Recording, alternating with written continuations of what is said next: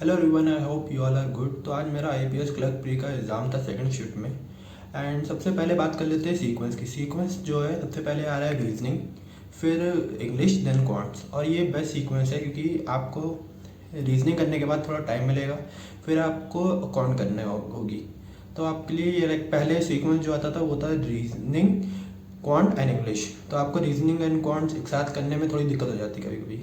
तो like at present sequence यही आ रहा है और यही चलेगा भी आगे भी। खाली एक यही पेपर है आईपीएस क्लर्क प्री का जिसमें कहते हैं सीक्वेंस चेंज होता है, बाकी सब में सेम वही रहता है, English, quant and reasoning. And so now to the analysis of the exam. Exam जो है इजी आया था, पूरा इजी। लाइक सेकंड शिफ्ट का जो डर था उसका लाइक एग्जामिनर ने कुछ किया नहीं, आपको इजी पेपर दिया है। जो सबसे पहले खुला रीजनिंग, तो रीजनिंग में मिसलिनियस में 3 to 4 सिलोजिज्म थे एंड 3 to 4 इनइक्वालिटी जो काफ़ी इजी थी। सिलोजिज्म में एक कहते हैं इधर और आ रहा था और बाकी सब नॉर्मल आंसर आए थे। मिसलिनियस में अल्फ़ाबेटिकल सीरीज थी 3 लेटर की, उसमें 5 क्वेश्चन थे जिसमें से एक क्वेश्चन था कि आपको ई को कहते हैं बीच में डालना था। कहते हैं फर्स्ट लेटर के बाद में आपको ई लगाना था और देखना था कि मीनिंगफुल वर्ड कितने बन रहे हैं। तो ये मेरा तो क्वेश्चन गलत हो गया क्योंकि मैंने ई कहते हैं सबसे पहले ही लगा दिया, लाइक कहते हैं ई स्टार्टिंग में लगा दिया, मैंने सही से पढ़ा नहीं था। तो ये मेरा क्वेश्चन गलत हो गया है। एंड उसके बाद direction and sense. Direction sense में आई डोंट नो क्यों मेरा लास्ट क्वेश्चन बन ही नहीं रहा था। मेरा उसमें आपको ऑड वन आउट फाइंड करना था, लेकिन ऑड वन आउट मेरा हो ही नहीं रहा था फाइंड। मेरा लास्ट जब मेरा पूरा पेपर ख़त्म हो गया था तो मैंने फिर से उसको गो थ्रू किया और तब भी मेरा नहीं बना वो क्वेश्चन।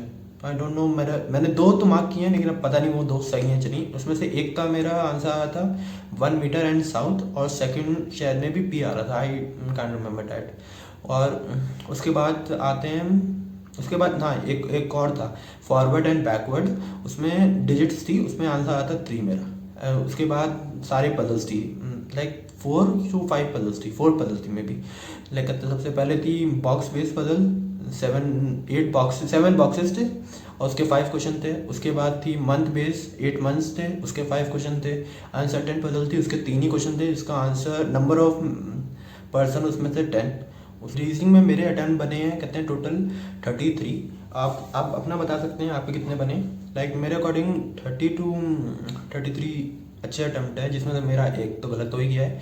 बाकी मेरा पता नहीं क्या कितने सही हैं, लाइक 100% एक्यूरेसी है या नहीं, क्योंकि आजकल मेरे मॉक में भी इतनी 100% एक्यूरेसी आ नहीं रही थी, तो I can't say for sure think. उसके बाद खुला हमारा है इंग्लिश।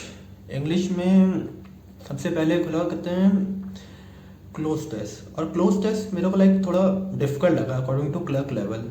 लाइक मेरे को ऐसा लग रहा था पीओ के लेवल का ही था वो क्लर्क, वो करते हैं, क्योंकि उसमें 2 वर्ड्स सिमिलर लग रहे थे आपको, तो आपको टाइम लग रहा था उसको करने में। टाइम की तो कोई दिक्कत नहीं, लेकिन लाइक आपको डर लग रहा था कि गलत ना हो जाए। और मैंने क्लोज टेस्ट में ही अपना एक छोड़ा है, उसमें कहते हैं कंटिन्यूइंग एंड प्रोलॉन्ग, 2 वर्ड्स थे, तो मेरे को इसमें कन्फ्यूज़न हो रही थी तो मैंने उसको छोड़ दिया।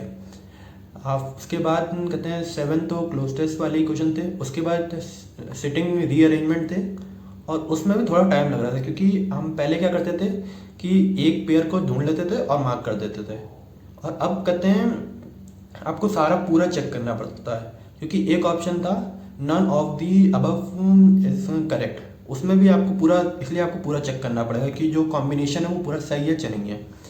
उसके बाद एरर एंड डिटेक्शन थे 5 क्वेश्चन, और इन 5 क्वेश्चन में क्या हो रहा था कि आपका जैसे ए एरर बन रहा है तो वो ए सबसे ऊपर नहीं होगा, ए सबसे नीचे होगा। ऐसे ही कहते हैं ABCD नहीं था, कभी कहते हैं नन ऑफ द अबव, उसके बाद कहते हैं CD, ऐसे अलग अलग कहते हैं शफलिंग हो रही थी, जैसे मॉक में होती थी वैसे ही कहते हैं क्लर्क में भी अब हो रही है। उसके बाद कहते हैं हमारा मिस स्पेल्ड था, उसमें कहते हैं 5 क्वेश्चन थे, काफ़ी इजी थे। लाइक कहते हैं स्टडीज़ का कहते हैं मिस स्पेल्ड हुआ था, और ऐसी बहुत ईजी थी। मतलब आप रेस्टोरेंट का कहते हैं उसमें कहते हैं बहुत लाइक ऑब्वियस थे, कहते हैं आप देखेंगे तो आपको समझ आ जाएंगे। उसके बाद रीडिंग कॉम्प्रिहेंशन था जो कि काफ़ी इजी था, आपको कहते हैं उसमें 2 सिनोनिम्स एंड एंटोनिम्स वाले क्वेश्चन थे। एक था रिमोटली, उसका अफार था, और एक था फ्रोज, जिसका मैंने मार्क किया है बिल्ट। एंड और एक था एंड एक एक कहते हैं फिल इन द ब्लैंक्स था, वो मेरे को याद नहीं अभी।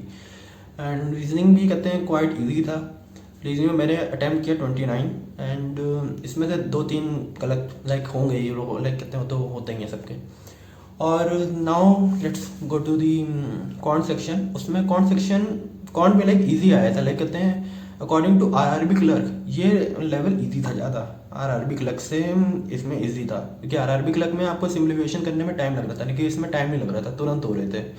सिम्प्लीफिकेशन के 15 क्वेश्चन थे इसमें एंड ईजिली बनने वाले थे सारे, कोई भी कहते हैं ऐसा नहीं था कि इसमें एक ज़्यादा टाइम लगेगा। उसके बाद थी नंबर सीरीज़। नंबर सीरीज़ में एक नंबर सीरीज़ में मैं अटका था, वो मैंने नहीं बनाई, फिर उसको मैंने लाइक 15 to 20 सेकंड्स दिए थे, मुझे समझ नहीं आया, मैंने तुरंत छोड़ दिया। उसके बाद 10 अर्थमेटिक के क्वेश्चन थे जो कि इजी थे सारे, मतलब कोई भी इतना टफ नहीं था क्वेश्चन भी, उसमें भी इजी था, मतलब आप जितना आपके पास टाइम बचे उसमें आप बना सकते थे आराम से। मैंने क्वांट में अटैम्प्ट किए हैं 31 एंड ओवरऑल मेरा बन रहे हैं 93 अटैम्प्ट्स एंड मेरे को लगता है इसमें हो जाना चाहिए like with the amount of accuracy जो मेरी हमेशा एक्यूरेसी ज़्यादातर सही रहती है, बहुत कम ही गलत होती है। लाइक कहते हैं लास्ट ईयर मेरी खाली IBPS पीओ मेंस में इंग्लिश में एक्यूरेसी खराब हुई थी, बाकी सब में एक्यूरेसी सही रहती है। आई होप इसमें हो जाए। और कहते हैं कोई भी प्री अब आगे है नहीं, 29 सितंबर को आरआरबी पीओ मेंस है, मतलब जो भी रिजल्ट आए अब बस मेंस का ही पढ़ना है। So thank you for watching this video.